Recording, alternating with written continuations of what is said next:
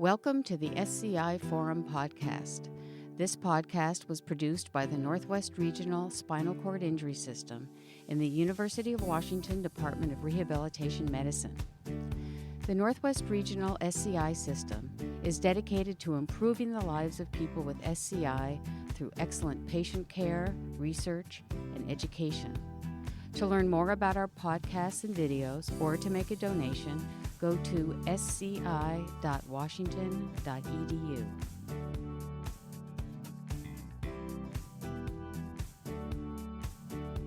Hello and welcome to the Spinal Cord Injury Forum podcast. My name is Jeannie Hoffman, and I'm the director of the Northwest Regional Spinal Cord Injury System. I'm also a clinical psychologist and professor here at the University of Washington in the Department of Rehabilitation Medicine. Today I'm talking with Loa Griesbach about her experience attending college as a ventilator user and a person with tetraplegia. Loa was injured on February 22nd, 2002, and she was 18 years old at that time. She has a C2 incomplete injury. Her original fracture was at C5-6 and then had additional injury that put her with a higher level injury requiring ventilation. She uses a mechanical ventilator to help her breathe. And today we're going to learn a little bit more about kind of how things have gone since that time and what she's been up to, including her journey back to school.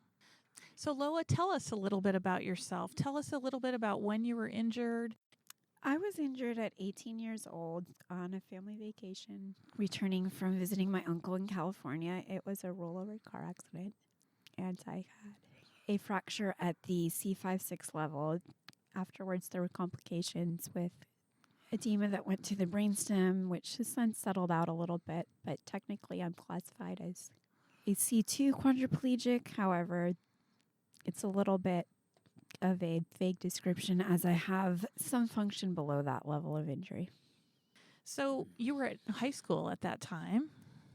Correct. I was in high school at the time of my injury. I had been a fairly academically focused student, so I was able to complete high school and graduate despite the fact that I spent the last several months of high school at the University of Washington rehab. And I actually spoke at commencement. So tell me about what your plans back then when you were a senior in high school before this injury happened, and thinking about the future, and what were your plans at that time? So my plan during high school had been to go to medical school. After being severely injured and spending a lot of time in a hospital, I was not interested in going into medicine. But since then, I have gone to university, gotten a degree in history, decided that I didn't really have anything to do with that degree, and went back to get a degree in the sciences, my degree in physiology, and more opportunities to maybe not go to medical school, but be involved in the medical field. At what point post-injury did you start even thinking about going back to school and what that process was like? Honestly, my parents kind of just decided that I would go to school in the fall, and it was never really something that was a discussion or a question. It was just, we're moving on with life. What really became the more complicated issue was where I was to go to school. I had decided on going to University of Portland, and after my injury, they sent me a lovely letter saying that my admissions would be available to me at whatever time I wanted or was able to come back. I never did end up going there. I had come and looked at going to the University of Washington. However, it was a school that I had not applied to. We had a voicemail from Seattle Pacific University, a school that I had applied to and never responded to because I had been injured, and they were wondering why I had never responded to their offer of a scholarship and were requesting an exit interview. So my dad called them up, explained the situation and what had happened to me, and asked them if I could enroll in the fall. And they said absolutely, bent over backwards, made everything very easy for me, and I started in the fall and have not only completed one degree from there, will be graduating with my second degree soon.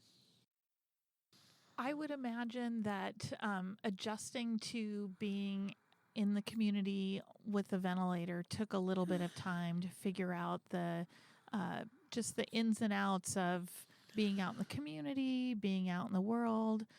Do you remember that time? I mean, it's been a few years ago now. Well, thank you for making me feel rather old, but yes, it has been a little bit of time. And it did take adjusting. A lot of the first year was still a lot of physical recovery. I was tired. I spent a lot of time napping and resting and getting physically stronger. I think that sometimes people are hesitant to rest and let their bodies recover because they want to be out and engaged in the world. And I think the fact that I let myself rest as much as I needed to helped me get stronger and ultimately live a busier, more fulfilling life in the long term. Adjusting to being in the community and doing school on a ventilator and without hands was difficult. And the fact that I started with something in the humanities, which was more focused on reading and writing papers, I think was a lot easier. The technology, the adaptive technology wasn't as good when I started. And during the course of that first degree, it really developed and I was able to learn to use it better and have better resources so that by the time I did go back for my second degree in the sciences, I was more confident. I had more resources at hand and was really ready and able to or undertake, I guess, getting a more complicated degree with all the challenges because I had figured it out. When you went back, did you just start with one class at a time, or did you try and do a couple classes? Absolutely. I did start with one class at a time and gradually worked my way up to a full-time status with my first degree. When I went back for my second degree, I had gotten involved in a lot of other things and actually even more therapies that are part of just how I stay strong and healthy. So throughout my entire second degree, I've pretty much only done one class at a time because I am dividing my time, interests, and energies between other factors affecting my health and also spending a lot of time with my family. That I have a very supportive family and I like to spend time with them and give back to them as well. That's fantastic because I think, there's some balance there. You're still working towards a good goal, but also, kind of balancing all the demands that are in your life and all the needs that you have. What was the change in technology that you were talking about? Like, how did you take notes and write papers back in the day? So initially, Dragon was available, but it didn't work as well. And my voice wasn't as strong, which made it more difficult for the software to accurately take down my dictation. So initially, whoever my caregiver was took notes, which still is the case.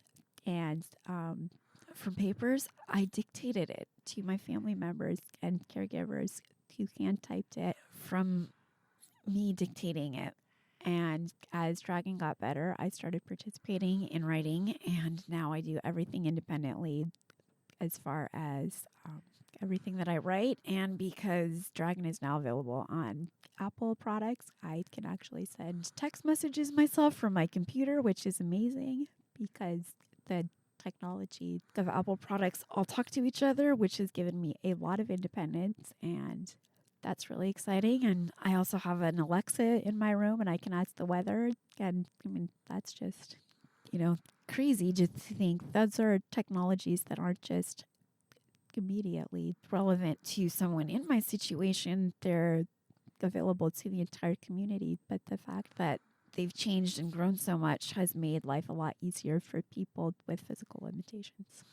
People are always curious on what tools and resources are the most useful. And honestly, I probably have not used technology as much as I can. And I always have somebody there with me. And so I tend to rely on my human resources. But the fact that so much technology is becoming, like I said, widely available and not just for people with adaptive needs has made it a lot more accessible and has made it something that I'm more inclined to use because it's more of a part of the accepted world and not sort of some strange thing that I'm using. When I think about even having your caregivers taking notes and things like that. I mean, what kind of decisions do you make in terms of bringing people on and hiring people? Because that's not an easy task to go into a subject that maybe they're not all that familiar with and be able to take notes well and to be as engaged. Well, that's been a difficult process that's changed a lot over the years. Initially, we got staff through an agency, and eventually we transitioned to hiring private contractors, and that was a much more successful way. By doing that, we found people that were better personality fits and more like friends than sort of clinical medical staff, and that made it a lot easier. And as far as the subject matter, I think, different personalities have enjoyed coming to school with me more than others. And as far as the sciences go, I think that's been an easier subject matter since they're all nurses and they've had to go through that themselves. So it's not necessarily too out of the realm, except for maybe organic chemistry, but who's good at organic chemistry? What all resources did the school offer? I know some schools offer like note takers and offer some other kind of resources.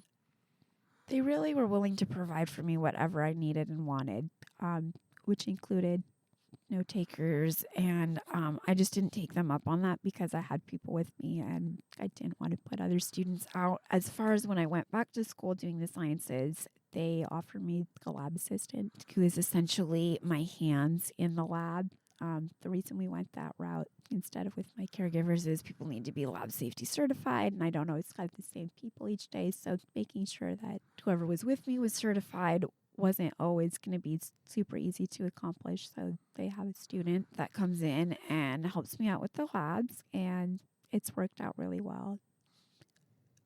They have had to do various creative things when we've done microscopy labs, just to be able to see what's in the microscope. And even that's changed over the course of my time working in the science department because more technology and, as phones get better, you can take pictures using your phone through the microscope and link to cameras and videos. And so it's really been pretty easy, and there's a lot of really great creative professors and some who have personal interests in that have even, advanced upon what other professors have done. So it's really just takes a little time, creativity, and we've made it work. So.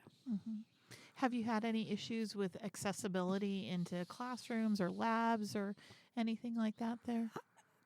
Seattle Pacific University is an older university, and there are some buildings that have stairs and don't have elevators, and it's really easy. All they do is switch the classroom to one that's easily accessible. Half the time they are able to pick one that has parking close by, which makes it even better. So it's really not been an issue at all. That's great. So they've really done some things to accommodate you and made it easy for you to be there. They make it very easy for me to be there, and I have really appreciated everything that they have done, and they could not have made it easier or treated me better. So, one of the big parts of going to college is really all the kind of social environment, being involved in clubs, being, with friends and things like that. How was that for you? So I was living at home, and even prior to my injury, I wasn't a super social person, so I wasn't really sad about missing out on that. In the early years, I also just didn't have the energy between going to school and still sort of physically adjusting to the spinal cord injury. Like I said, it's a long recovery process, and so I just didn't have the time or energy, and I socialized with other friends that I already had when I had the time and energy and sort of in a capacity that worked for me. By the time I was maybe ready to do social stuff through the school, I was the old lady that was still lingering, because when you do only one class at a time, you end up being at school a lot longer than the average student. So school socialization hasn't really been something that I've engaged in, but I've engaged in social activities in other areas of my life where I have met friends and colleagues. So tell me a little bit about some of these other things that you have been up to. I do spend a lot of time doing things to keep myself physically fit and strong and healthy. I have an FES bike at home that I ride a couple times a week for several hours at a time. And I have some other exercise equipment that I use. But I also go to various appointments, massage therapy, physical therapy on a regular basis just to stay strong and healthy. And most recently, I've become involved with a local company called Ventec Life Systems, which has developed a new respiratory therapy device.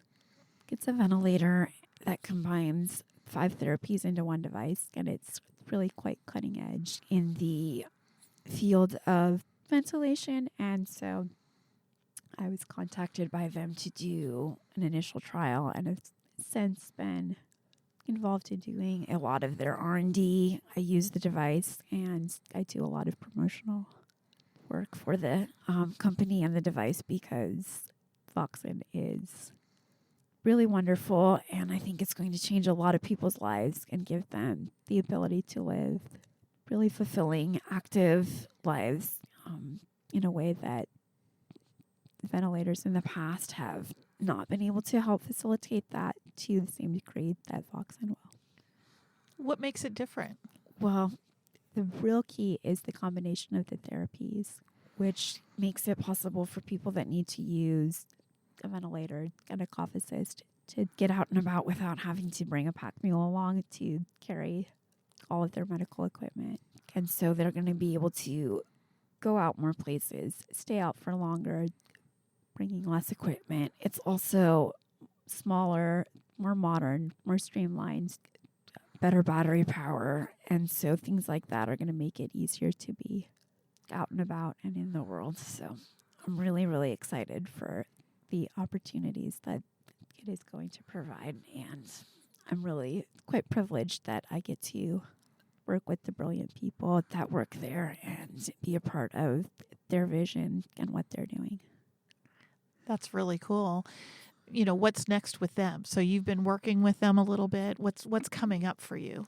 So what's coming up with Ventec is quite exciting and a little bit embarrassing. They have asked me to write a blog about what it's like to live life on a ventilator, and with tips and funny stories about how to sort of live an active life as I've been able to achieve, like I said, which is largely because of the great support network I have, but also is getting easier and better because of what Voxen is going to make available to not only myself, but others. And it will be available on their website at venteclife.com. So in that blog, you said you're going to share like some tips and tricks and funny stories. Do you have anything related to a funny story related to school? I do have some funny stories about school. The way I wrote about it doesn't like make the person that was mean in the story sound as bad as it will if I start talking about it. I had a professor tell me when I was worried about first giving my first speech that I needed to work on my enunciation. And the reason why I told her I was worried about speaking was because I couldn't control my voice. So I was a little bit like, thanks for that really unhelpful feedback, but I don't know. Anyway, she's not a bad person. I don't want her to hear this and like think I'm attacking her. Yeah, I was going to say, Loa, I think that there's, I'm sure she wasn't trying to be mean. Oh, I'm sure she was absolutely. mostly just clueless. And that seems to often come out as these like ridiculous statements. I mean, how many times I've heard of people, you know, the comments that get made, you know. Well, and I even got a good grade, so I don't think she was trying to be mean, but it was just a little bit sort of maybe naivety or ignorance. And, you know, it was mostly it's been funny, and it's kind of the joke. You know, I am soft-spoken, and anytime that someone didn't catch what I said or hear what I'm saying, you know, they throw out. My dad will be like, Loa, you really need to work on that enunciation. So now it's a family joke, but you know, at the time, I didn't really get too upset, but it was kind of a little bit took me aback a little bit. I was like, okay, well, that's why I was worried about doing this assignment. And he told me not to worry about it. And then he criticized me for the exact thing that I was worried about. It just kind of left me a little bit confused. Anyway, Yeah. it worked out fine in the end. Absolutely. And it's become a nice family joke. Well, and, I'm not afraid to publicly speak since then either. I've actually, done a lot of speaking, and I do the best that I can. And, hey, if someone's going to criticize me, then all I have to tell them is I don't really have good enunciation. Yeah, I mean, it's, Lo, I think it's so common early on with ventilators of people learning how to talk without waiting for the ventilator, and so you do such a great job. But I bet early on it was a little harder, like much softer in those in between times. Absolutely. My voice has gotten a lot stronger over time. And more recently, my speech flow pattern has gotten a lot better because of Oxen. It delivers breath in a different way. And I've changed my settings in such a way that my speech has improved. So that's exciting too. Yeah, absolutely. Giving you more control is huge. So on another note, this work that you've been doing with the ventilator company really puts you into a space of working with other people with spinal cord injury. But are you pretty connected with the spinal cord injury community? Do you have other kind of peers? I mean, for us, I know you're one of our peers that comes into the hospital and meets people with new injury. But how about out in the world? Well, I love coming in and meeting newly injured people, not because I'm happy that people have been injured, but I like to be able to help people that have been injured.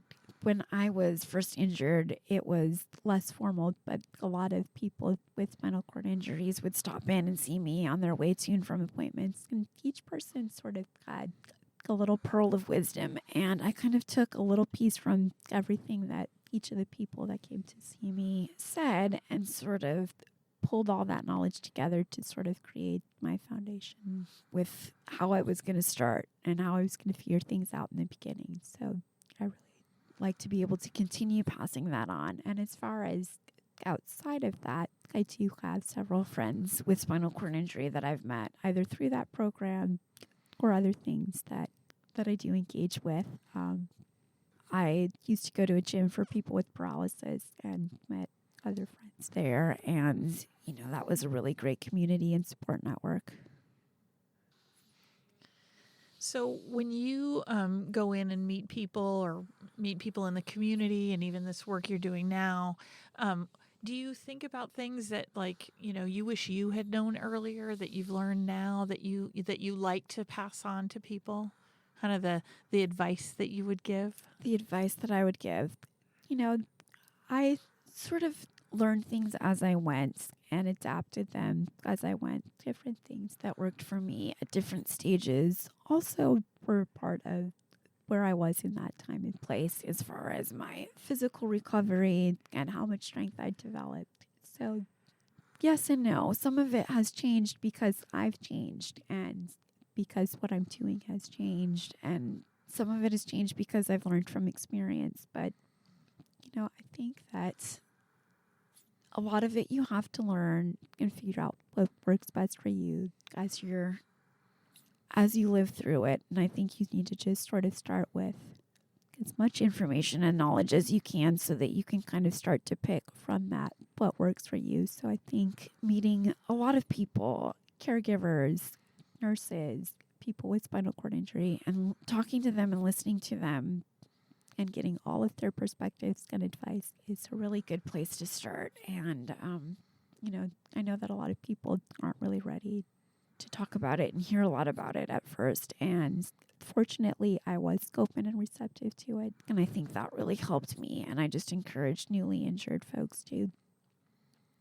utilize as many resources as they can, and not just people with spinal cord injury, but, the other members of the community, therapists, caregivers, etc. And to, also meet people with different levels of injury. Just because somebody has more or less function than you doesn't mean they don't have advice that's useful. There's, a lot of overlap.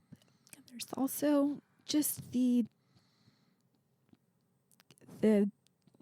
whole living with sort of an injury and a disability, that's common ground, and sort of the mental coping skills are not going to necessarily be any different just because you have more or less function.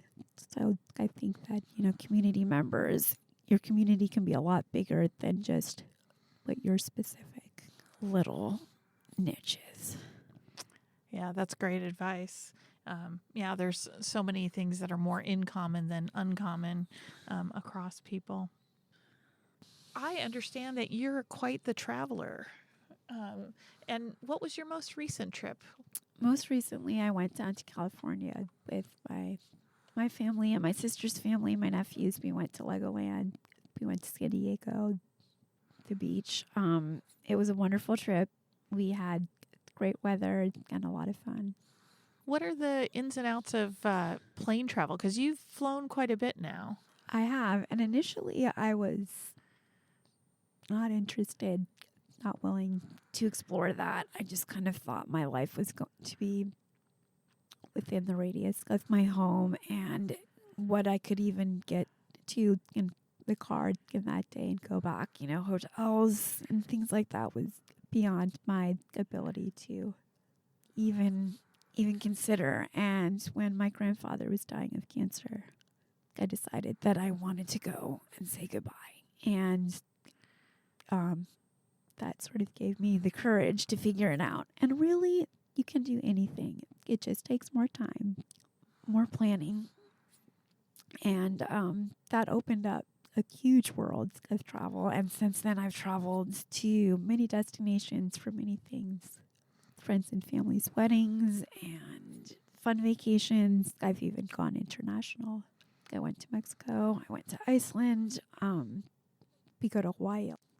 The beach and warmth are wonderful places to escape to. So, do you always have your power wheelchair with you?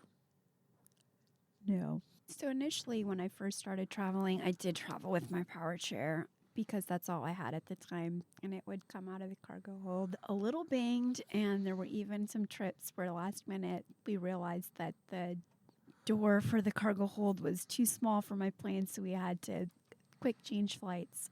Since then, I've acquired a manual chair for travel, which looks like a giant stroller, which I don't love as much as my power chair, but it's great because it makes it very easy to travel. All you need is some duct tape if it gets a little bit banged up. And when you are traveling to places that maybe don't have as much accessibility, curb cuts and big thresholds aren't a problem because it can easily be lifted with my strong family members. So it makes traveling a lot easier and a lot less nerve-wracking that my big fancy power chair isn't going to come out totally smashed to smithereens.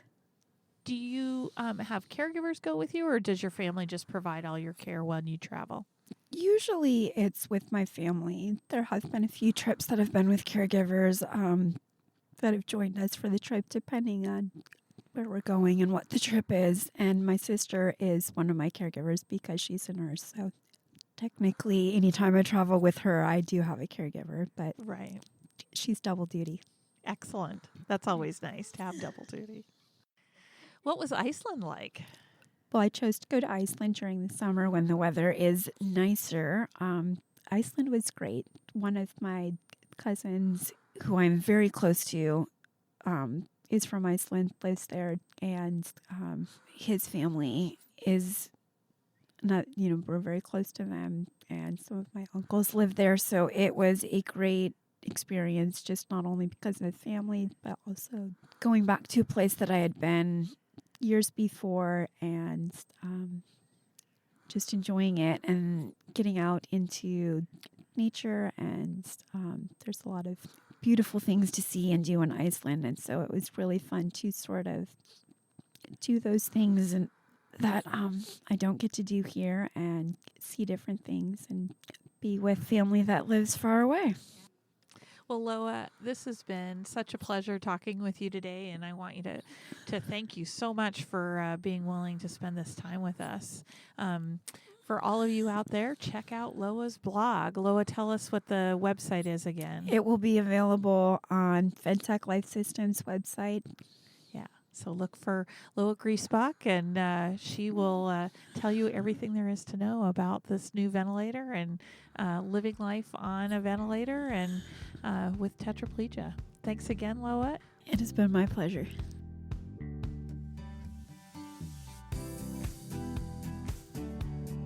Thank you for listening to the SCI Forum podcast. To learn more or to make a donation, please visit sci.washington.edu.